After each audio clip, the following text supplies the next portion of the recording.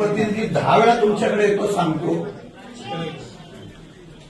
त्या पोलिसांनी त्या आमच्या सरपंचाला अटक करण्यासाठी रोज गाडी गावात जाते आणि ज्यांच्यावर केस झाली तुम्ही मला सांगताय डीवायएसपी चौकशी करताय. डीवायएसपीनं विचारल्यानंतर डीवायएसपी म्हणताय आमची चौकशी चालू आहे.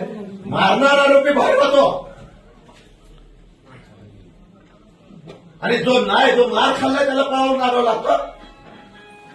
एवढी मस्ती आली पोलिसांना.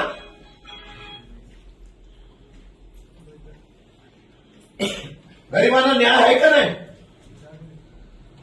त्यांना या दोघं जण तुम्हाला मी सांगितलं होतं सीसीटीव्ही फुटेज बघा. 11 जणांवर केस टाकली. 11 जणांवर. तुम्हाला मी विनंती केली होती सीसीटीव्ही फुटेज मध्ये जे कोणी असतील त्याला पकडा. तुम्हाला सीसीटीव्ही फुटेज काढायला भेटलं नाही. आम्ही सांगून सुद्धा आणि त्या लोकांना जामीन घ्यावा लागतो. कारवाई 23 दिवस झाल्यानंतर सुद्धा होत नाही. त्या लोक बाहेर आली नाही.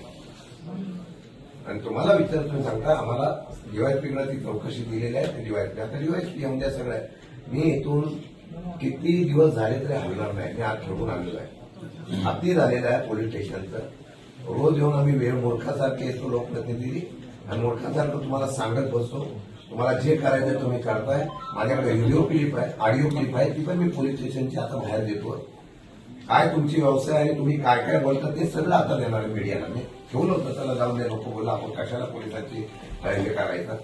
तर तुम्हाला सगळं जर व्यवसाय बेकायदेशीर अवैध धंदे चालू ठेवायचे मग तुमचे फोनवरचे संभाषण माझ्याकडे आहे. त्या संभाषणमध्ये तुम्ही सांगताय तो कोण कोण दारूचा धंदा चालू करतो तुम्हाला सांग. तुला काय काय नाही तुझा धंदा चालू ठेव का मला माहिती दे. सगळं माझ्याकडे रिपोर्ट आहे.